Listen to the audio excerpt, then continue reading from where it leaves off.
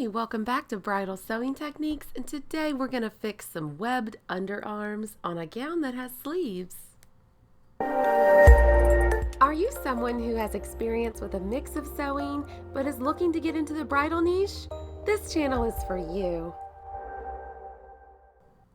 Now, I named this video on the thumbnail fixing webbed underarms, but that's not actually what this is called. This is actually called Raising the Armscye. I just wanted to put something on here that was user-friendly for people who were searching the problem. So this is something that happens sometimes with sleeved gowns. So I want to go over that. There's also a few other things we're going to go over in this video. We're going to talk about repairing tulle. We're going to show you how to do some French seams. I also have another video coming up on that. And then we're also going to talk about how to remove and replace a bulky seam encasement. Now I'm going to start with some sketches just so you can know where I'm going with this video.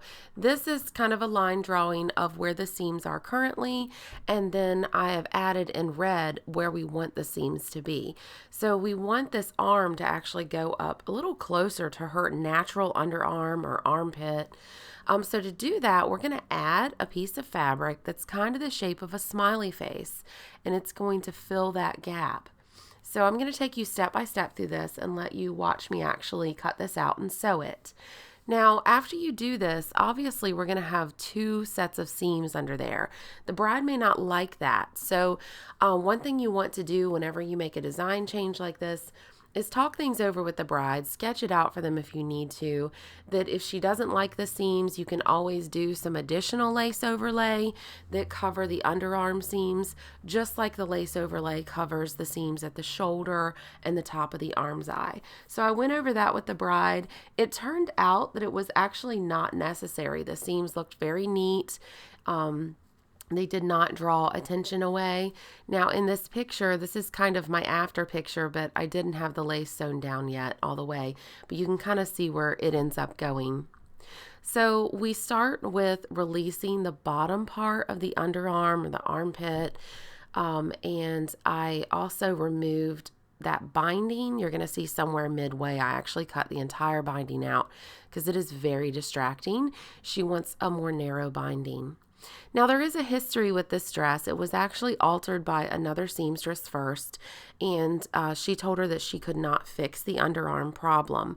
But during the alterations process, she did kind of remove the sleeve a little bit, and I'm gesturing where that new piece is going to go. But she did kind of remove the bottom part of the sleeve a little bit for her adjustments. So if you think about this tulle was sewn originally, and then it was cut apart by another seamstress and then resewn, and then I've had to cut it apart again. So this tulle is very worn out, as you can imagine. So we're going to have to go through and repair that, and that tulle repair, that's a really common thing we get into as a bridal gown seamster. I'm going to go ahead and show you how to do that in the video. That's going to be super handy. So I've got a nice strong tulle, and I have quadrupled it so that when I cut out my shape, I'm going to have 4 equal shapes. And I'm just going to speed this up for you a little bit. So when you're going to do French seams, you're going to see that you actually have 2 steps to getting them in. So you don't always have to get the fit perfect the first time with French seams, because there is that middle step where you get to adjust the fit.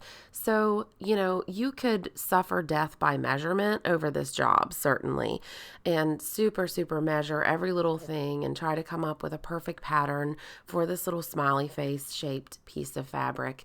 I didn't do that. I basically eyeballed it.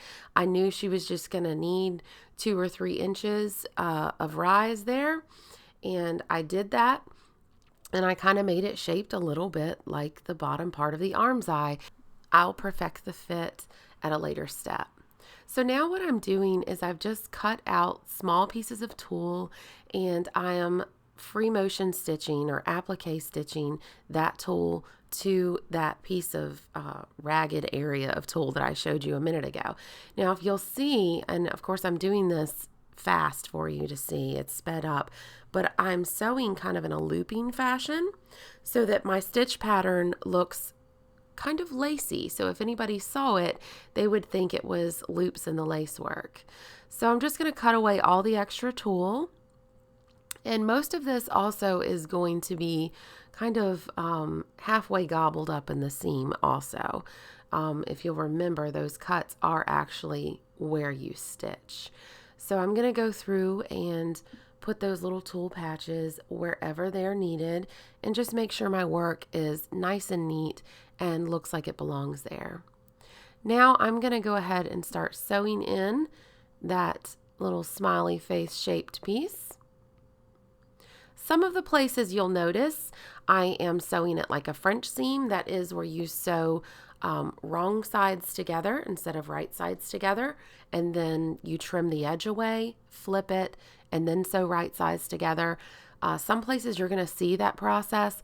Other places you're going to see me just sew it in because there's not a lot of extra room, and I'm going to sew it in right sides together, and it's going to just have to be trimmed up very neat and very nice. The original binding that was encasing the seam allowance of the Armscye was quite visually dominant, and the bride did not care for it. So in the end, you'll see we're just going to have a very narrow seam allowance, and I'm going to stitch that seam twice so that it's plenty strong, but we're not going to encase the tulle at all. So now I'm sewing the sleeve. Again, it looks like I'm sewing it wrong. I am sewing wrong sides together instead of right sides together, and the seam allowance is going to be on the outside of the dress. So I always warn the bride when I bring the dress out, hey, your dress is going to look really raggedy and scary, but I have her put it on and test out the range of motion and the fit, then I make adjustments as needed. So now I'm closing off that French seam. Again, I have in the queue coming up very soon a video on French seams that goes very detailed about it. So if you want to learn more, you know, it's not in my playlist yet. This is October of 2018, but you know, if you're watching this a few months later, check out all of my videos. It should be in there, and see how neat that French seam looks. Nice and neat. All right, and here it is on her, and you can see I still need to sew that lace down. I didn't want to do that yet in case I needed to adjust, but look at the difference between before and after. She now has a very usable range of motion, and it's quite beautiful. We didn't have to add a lot of extra lace under there at all. So I hope this video has helped you and will help out many brides who face this issue, because this is actually a very common complaint. Please comment down below on how you have solved this problem. Also leave me any questions if you have any. Please hit like, share, and subscribe. It means the world to me. Thanks.